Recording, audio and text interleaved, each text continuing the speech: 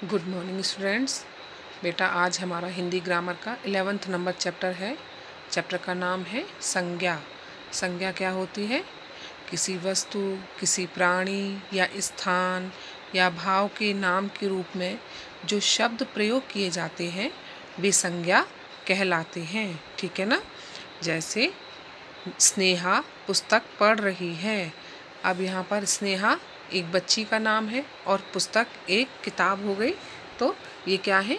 संज्ञा शब्द है। ठीक है ना।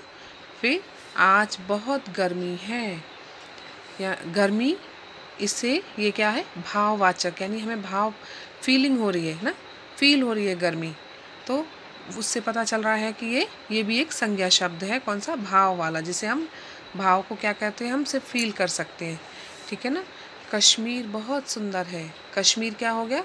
एक जगह का नाम, स्टेट का नाम। ठीक है ना। और चिड़िया चहचहा रही है, तो चिड़िया क्या है? एक पक्षी, तो वो चिड़िया का नाम आ गया। इसीलिए अब आप सबको पता चला किसी व्यक्ति, वस्तु, स्थान, प्राणी और भाव आदि के नाम को संज्ञा कहते हैं। ठीक है ना। जैसे मोहन खेल रहा है, मोहन कौन हो गया? संज्ञा। लाल किला दिल्ली में स्थित है। ठीक है। तो यहाँ दिल्ली एक विशेष रूप से बताया गया है, तो लाल किला भी वैसे संज्ञा है, क्योंकि लाल किला क्या है? एक जगह, किले का नाम है लाल किला। और जो दिल्ली है वो भी क्या है? इसमें संज्ञा शब्द है। ठीक है। और राधा पुस्तक पढ़ती है, यानी कोई किताब है जिसे राधा पढ़ रही है। फिर है बुढ़ापा किसी को अच्छा नहीं लगता, ये एक भाववाचक वाला हो गया। ठीक है। संज्ञा के 5 भेद हैं। सबसे पहला है व्यक्तिवाचक संज्ञा। इसमें किसी विशेष व्यक्ति के बारे में बताया जाए, जैसे सचिन तेंदुलकर, जैसे कपिल देव, जैसे कोई स्टार्स वगैरह होते हैं, है ना, सलमान खान, है ना। अब किसी विशेष प्राणी, यानी कोई भी एक विशेष प्राणी, जैसे यहाँ मोर दिखाया है, फिर कोई कबूतर भी हो सकता है, कोई मैना भी हो सकती है, कोई तोता भी हो सकता है, यानी एक प्राणी विशेष के बारे में बताया जाए तो व्यक्तिगत हो गया ना, इसलिए वो व्यक्ति के अंदर आएगा। फिर विशेष वस्तु, रामायण, बाइबल, गुरु ग्रंथ साहिब, कुरान, कुछ भी पुस्तक हो सकती है, कोई सी भी। फिर विशेष स्थान, ताजमहल, है ना, जैसे पहले कश्मीर आया था, वो एक जगह का नाम है। फिर ये सब किसके अंदर आते हैं? जातिवाचक संज्ञा के अंदर, यानी जिसमें किसी विशेष व्यक्ति, विशेष प्राणी, विशेष वस्तु या विशेष स्थान के बारे में पता चले हमें, वो व्यक्तिवाचक संज्ञा कहलाते हैं, वो शब्द। ठीक है ना। फिर है जातिवाचक संज्ञा। इसमें जिन शब्दों से एक ही प्रकार के प्राणियों, वस्तुओं तथा स्थानों के नाम का बोध होता है, बोध होना मीन्स पता चलना। ठीक है। ये जातिवाचक संज्ञा कहलाते हैं, यानी कि वे जो शब्द हैं वे जातिवाचक संज्ञा कहलाते हैं। जैसे कार, नगर, यानी कार है तो उसमें हमें क्या पता चल रहा है? हर तरह की कार की वैरायटियों के बारे में पता चल रहा है, तो एक कार की जाति पता चल गई। नगर, यानी नगर से हमें शहर के बारे में पता चल रहा है, तो हमारे दिमाग में सब हर तरह के, हर जगह के शहर घूम जाएंगे कि ये शहरों के बारे में है। अगर हम कहें विद्यालय, तो हर एक जगह का विद्यालय का सीन हमारी आंखों के आगे आ जाएगा, यानी कि ये एक विशेष प्रकार की जाति के समूह का हमें क्या करा रहे हैं? ज्ञान करा रहे हैं। तो किसी विशेष जाति के बारे में हमें जिससे पता चले, या तो प्राणी हो, या तो वस्तु हो, या तो स्थान के नाम हो। ठीक है। पक्षी, तो पक्षी से हमें सब उड़ने वाले पक्षियों का दिमाग में आ जाएगा, वो एक विशेष जाति है। और पशु, पशु से हमें जानवरों के बारे में पता चलता है। अब समझ आया? जातिवाचक क्लियर हो गया होगा। अब है भाववाचक।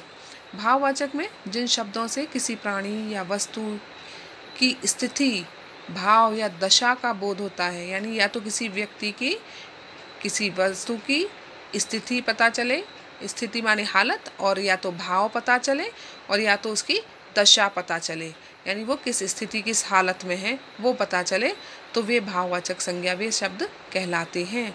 जैसे बुढ़ापा, अब इसमें एक दशा पता चल रही है ना, इंसान किस दशा में है? वो बुढ़ापे की अवस्था में है। ठीक है ना। और मित्रता, इससे हमें भाव पता चल रहा है कि दो मित्रों के बीच मित्रता का भाव दिखाई दे रहा है ना।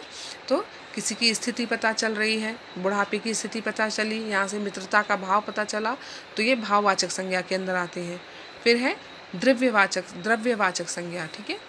द्रव्य में क्या है, सारे तरल पदार्थ आते हैं। जिन शब्दों से किसी द्रव्य, धातु या पदार्थ का बोध हो, यानी या तो कोई धातु पता चले, लोहा, तांबा, सोना, या तो द्रव्य, ये पेट्रोल, दूध, इन सब तरह के पदार्थों का जिनसे हमें पता चलता है वो द्रव्यवाचक संज्ञा कहलाती हैं, है ना।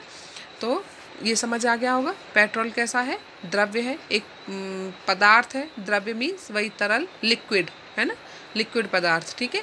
और धातु मैंने अभी बताया, सोना, चांदी, तांबा, कांसा, पीतल, ये सब क्या है, जातिवाचक संज्ञा में आते हैं, ठीक, द्रव्यवाचक संज्ञा में आते हैं, ठीक है ना। फिर है समूहवाचक संज्ञा। वैसे ये इन चीज़ों को कई जगह पर ना मानते नहीं है, 5, 3 ही मानते हैं कि संज्ञा के 3 ही भेद हैं, और ये जो द्रव्यवाचक में है इन सबको जातिवाचक में ले लिया गया है। लेकिन वैसे 5 ही बताई गई हैं, पर कुछ विद्वान हैं जो नहीं मानते हैं, वो कहते हैं जाति में ही समूह भी आ जाते हैं और द्रव्य भी आ जाते हैं। तो आपको हम 5 बता रहे हैं, आपने 5th तक 3 ही पढ़े होंगे, ठीक है ना। अब लास्ट है समूहवाचक संज्ञा।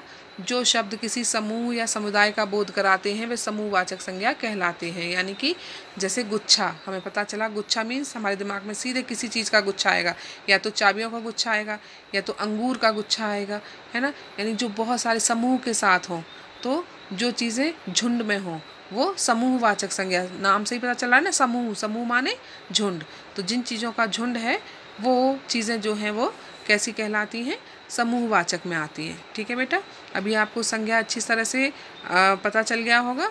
यानी 5 भेद हैं, कौन कौन से, जातिवाचक, ठीक है, फिर सबसे पहले व्यक्तिवाचक, ठीक है, व्यक्तिवाचक के बाद जातिवाचक, फिर भाववाचक, फिर द्रव्यवाचक, और लास्ट समूहवाचक, ठीक है।